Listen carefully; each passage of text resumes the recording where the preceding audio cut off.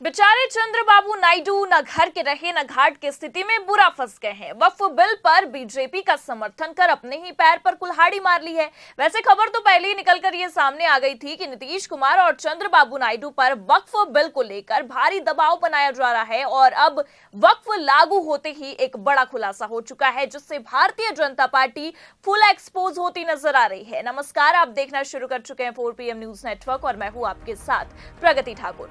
आखिरकार वही हुआ जिसका अंदाजा पहले ही लगाया गया था। वक्फ कानून को लागू करने के लिए बीजेपी ने अपने सहयोगियों पर शिकंजा कसना शुरू कर दिया था और केंद्रीय एजेंसियों को फुल ऑन एक्टिव भी कर दिया, जिससे लोकसभा से लेकर राज्यसभा में सहयोगियों को ना चाहते हुए भी वक्फ कानून को लेकर बीजेपी का समर्थन करना पड़ा।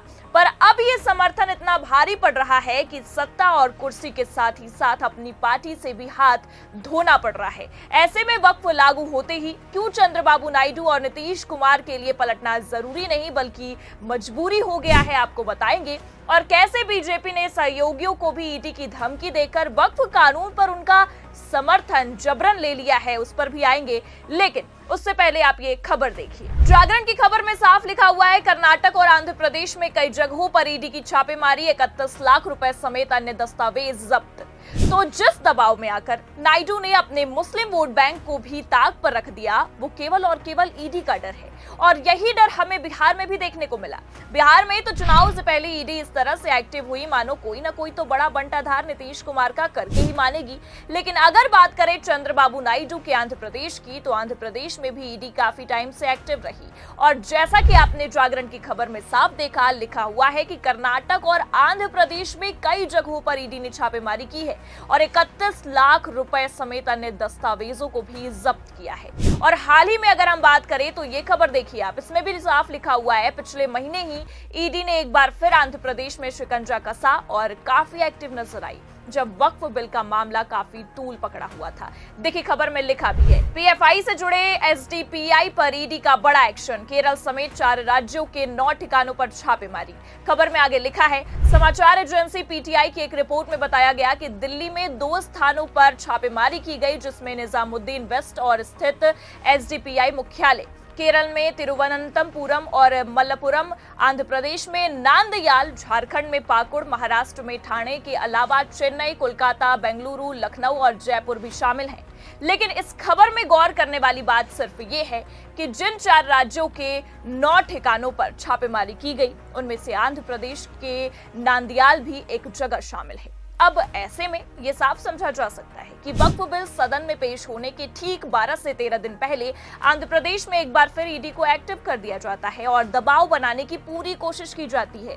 यहाँ खेल समझिए आप, खबर तो पहले ही निकलकर सामने आ गई थी, भले से नीतीश कुमार बड़ी ही आसानी से इस वक्फ बिल पर समर्थन के लिए मान जाए, लेकिन चंद्रबाबू नायडू बीजेपी का खेल बिगाड़ सकते हैं। देखिए खबर आज तक ने छापी भी है और लिखा भी है, चंद्रबाबू नायडू ने वक्फ प्रॉपर्टीज को सेफ रखने का दिलाया भरोसा, वक्फ बिल पर बढ़ाएंगे बीजेपी की मुश्किलें। तो देखा आपने, पहले नायडू मुस्लिम वोट बैंक को भरोसा दिलाते हैं कि उनके लिए टीडीपी स्टैंड लेगी, पार्टी उनके लिए खड़ी रहेगी, लेकिन फिर अचानक से जब सदन में बिल पेश होता है तो नायडू के सभी सांसद बीजेपी का समर्थन कर देते हैं, जिससे ये साफ समझ आता है कि चंद्रबाबू नायडू पर दबाव और उनकी पार्टी पर दबाव बनाया गया था। वरना अचानक से बगावत के बाद समर्थन कर देना अपने आप में कोई छोटी बात नहीं है।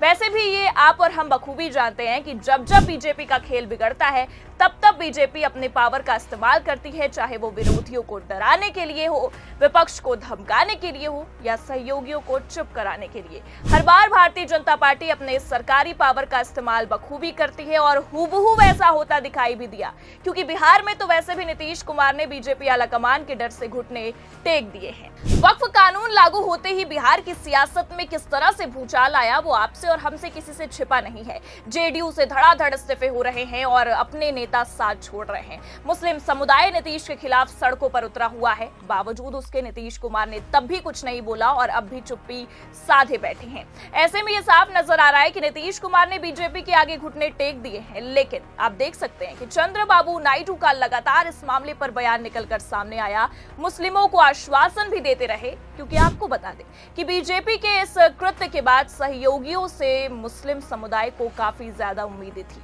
और ये उम्मीदें, क्योंकि अगर हम देखें तो नायडू और नीतीश ने तब साथ ना दिया होता तो आज ये बिल कानून बनकर पूरे देश में लागू ना होता। नीतीश कुमार के 12 सांसद और चंद्रबाबू नायडू के 16 सांसदों के समर्थन मिलने के बाद ही पूरा खेल पलटा। लेकिन भले से नायडू ने मुस्लिम समुदाय को आश्वासन दिया हो, लेकिन अपनी बातों से पलटते भी नजर आए और इसका सबसे बड़ा कारण केवल और केवल भारतीय जनता पार्टी के केंद्रीय एजेंसियों का दबाव रहा। जैसा कि आपने खबर में भी देखा और साफ लिखा हुआ है कि किस तरह से धड़ाधड़ ईडी की रेड पड़ी आंध्र प्रदेश में और नायडू को चुप कराने की पूरी कोशिश की गई। बस यही कारण रहा कि चंद्रबाबू नायडू ने इफ्तार पार्टी में दिए गए अपने बयान से ही सदन में पलटी मार ली और सारा खेल बीजेपी के हाथों में सौंप दिया। लेकिन भले से भारतीय जनता पार्टी के दबाव में आकर बीजेपी का समर्थन सहयोगियों ने कर दिया है, लेकिन अब ये समर्थन करना उन पर ही भारी पड़ रहा है। एक तरफ नायडू के खुद के नेता सांसद बगावत पर उतरे हैं तो दूसरी ओर नीतीश कुमार की पार्टी से इस्तीफों की बौछारें हो रही हैं। ऐसे में अब जो तस्वीरें और खबरें निकलकर सामने आ रही हैं वो ये साफ करती हैं कि भारतीय जनता पार्टी का समर्थन करना दोनों सहयोगियों को अब भारी पड़ चुका है। नीतीश नायडू जहां एक तरफ ये सोच रहे थे कि केंद्र की बैसाखी बनकर सरकार पर दबाव बनाकर अपनी हुकूमत चलवाएंगे, वहीं दूसरी तरफ ये खेल उन पर ही उल्टा पड़ता नजर आ रहा है। गृह मंत्री अमित शाह की केंद्रीय एजेंसियों ने तो पूरा खेल ही बिगाड़ कर रख दिया है और कह सकते हैं कि नीतीश नायडू का खेल पलट दिया है और अब सहयोगी ही मोदी शाह के सामने घुटने टेकने को मजबूर हो गए हैं। क्योंकि आपको बता दें कि एक तरफ ईडी का डर है और दूसरी तरफ समर्थन करके अपनी ही पार्टी खत्म होने की कगार पर आ गई है। ऐसे में चंद्रबाबू नायडू और नीतीश कुमार को अब इस बात का एहसास जरूर हो गया है कि अगर लोकसभा चुनाव के बाद जो नतीजे आए थे तभी बीजेपी का समर्थन ना किया होता और पलटी मार लेते तो आज मामला कुछ और नजर आता। लेकिन अब तो समर्थन दे दिया है और समर्थन देकर अपने ही पैर पर कुल्हाड़ी मार ली है। ऐसे में ना अपने नेता साथ दे रहे हैं, अच्छा खासा वोट बैंक भी हाथ से निकल गया है और पार्टी खत्म होने की कगार पर आ चुकी है, जिससे ये साफ नजर आ रहा है कि अब दोनों सहयोगियों के लिए पलटना जरूरी नहीं बल्कि उनकी मजबूरी बन गया है। लेकिन फिलहाल ये देखना होगा कि ईडी के डर से चंद्रबाबू नायडू बीजेपी के दबाव में फंसे रहते हैं या कि फिर बीजेपी का खेल बिगाड़ते हैं। आपको क्या लगता है, क्या अब नीतीश नहीं बल्कि नायडू पलटी मारेंगे या फिर शाह की एजेंसियों के दबाव में आकर अपनी कुर्सी के साथ ही साथ पार्टी से भी हाथ धो बैठेंगे? अपनी राय कमेंट करके जरूर बताएं। ये खबर कैसी लगी लाइक और शेयर जरूर करें। अगर चैनल पर नए हैं तो सब्सक्राइब और ज्वाइन करना भी ना भूलें। देखते रहिए 4PM न्यूज नेटवर्क। नमस्कार।